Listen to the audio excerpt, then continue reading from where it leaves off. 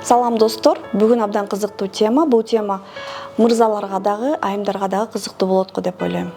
Эмне үчүн аялдар төшөктү каалабай калат?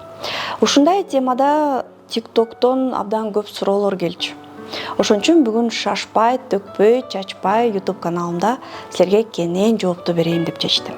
Эмне үчүн аялым төшөктү каалабай калды? Эжеке, мен күйөөмдү каалабай калдым. Эмне кылам? Өзүм түшүнбөй атам деген суроо пайда болсо, анда биринчи себеп десем болот, бул чарчоо. Биринчи ирет ошо чарчоого көңүл бурууга. Эгерде жубайыңар чарчап калса, чарчаганга ар кандай себептер болушу мүмкүн, үйдөгү оокат, кичинекей балдар, жумуштагы стресстер жана башка себептерден улам адам жөн эле чарчап калышы мүмкүн. Эмне үчүн мен эркек болуп туруп чарчабайм? Эмне үчүн аялдар эле чарчай берет деген суроо беришиңер мүмкүн. Эркектердин физиологиясы бир аз башкачараак иштейт.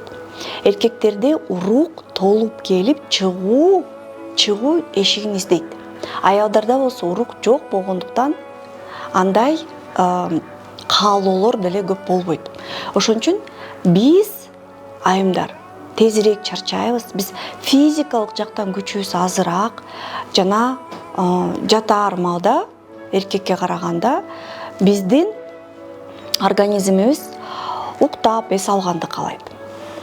Экинчи бул эмоциянын жоктугунан. Ал нерсени негедир мырзалар көп түшүнбөйт, бирок мени көрүп аткан айымдар жакшы түшүнүшү мүмкүн. Эгерде күндүз эркек өзүнүн аялына эмоция бербесе, мисалы, көңүл бурбаса, жылуу сөз айтпаса, аны дүүлүктүрүп каалоосун көбөйтпөсө, жатаар маалда аялдын төшөккө каалоосу болбойт. Көбүнчө үй бүлөлөрдө кандай? Күндүз кечке экөө сүйлөшпөйт, же экөө кечке кажылдашып урушушат дагы, жатаар маалда шыйпыңдап жатканда баса калат.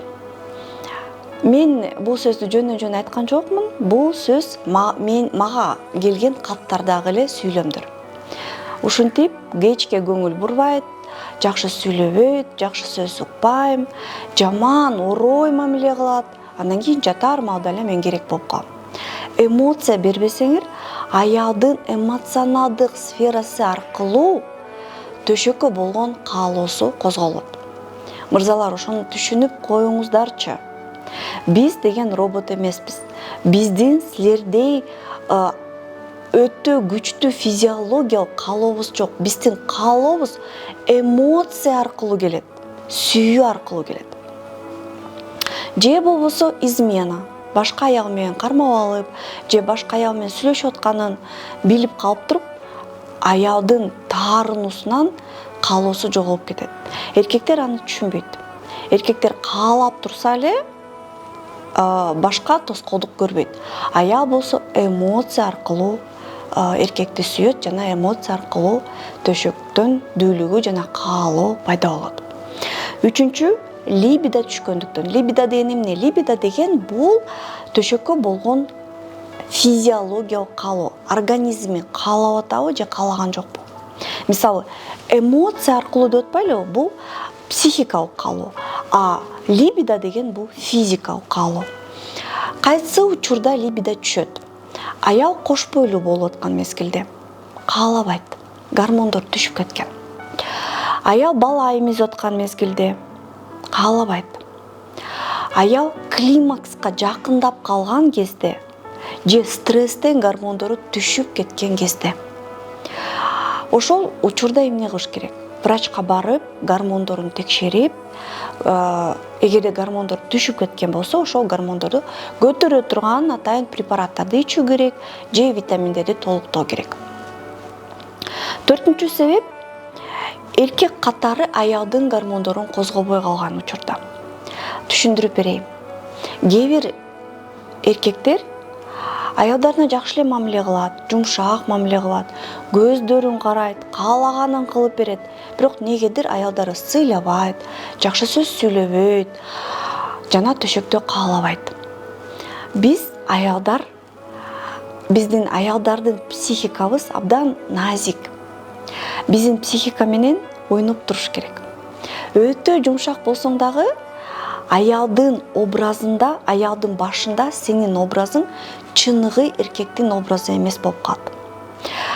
Биз айымдар эркектердей эле интуиция менен, интуитивдүү каалайбыз. Күчтүү эркекти каалайбыз. Чечкиндүү эркекти каалайбыз. Бизди артынан жетелеп алып кете турган эркекти каалайбыз. Бизге катуу сөз сүйлөп, бизди тарбиялай турган эркекти каалайбыз.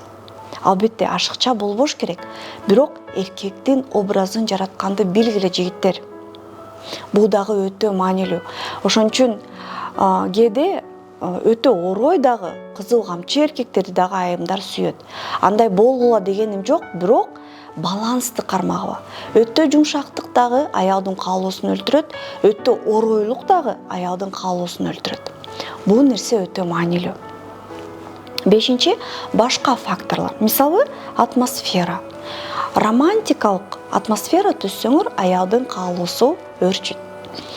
Ошол эле шамдарды жагып койсоңор, жыпар жыттуу атырларды берсеңер, белектерди берсеңер, керебетиңер кыйчылдабаса, башка бөлмөдө апаңар жатып тыңшап турбаса, балдарыңар жаңы эле уктап тез-тезден ойгонбосо, жаңы эле кечки тамактанууда сабиз, чеснок жеп келбесеңер, жыныстык катнаштын алдында душка түшүп, жашнакай жуунуп, тазаланып, кырынып, таза ич кийим кийип, ыңгайлуу шарттарды түзүп беришиңер керек.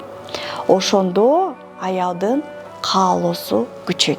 Дагы бир себеп, маанилүү себеп, аялдын денесин жана аялдын эрогендик зоналарды билбесеңер, аял дүүлүкпөйт жана эмкиде анын төшөккө болгон каалоосу болбойт. Кээ бир эркектер аялдын реакциясын карабайт. Мисалы, өбүп атат, өпкөндө, менин бир видеом бар, өпкөндө мисалы жөнөкөй эле нерсе, шилекейин өтө көп чыгарып өпсө дагы көп айымдар жиркенип, либидосы түшүп, эркекке болгон каалоосу түшүп кетет. Же поза наездницы деп коет, чабандес позада айымдар көбүрөөк оргазм алат. Ошол позада кыймыл аракеттер, жыныстык катнаш болуп аткан мезгилде эркек тезирээк кыймылдап жүрсө, аялдын реакциясын байкабай калса, же жайлатып кетсе, же колун түшүрүп салса, же колун тескерисинче каттуу орутуп кармап салса дагы айымдардын каалоосу түшүп оргазмга жетпей калышы мүмкүн. Ошон үчүн айымдардын реакциясын карап туруш керек, жубайыңардын реакциясын карап туруш керек.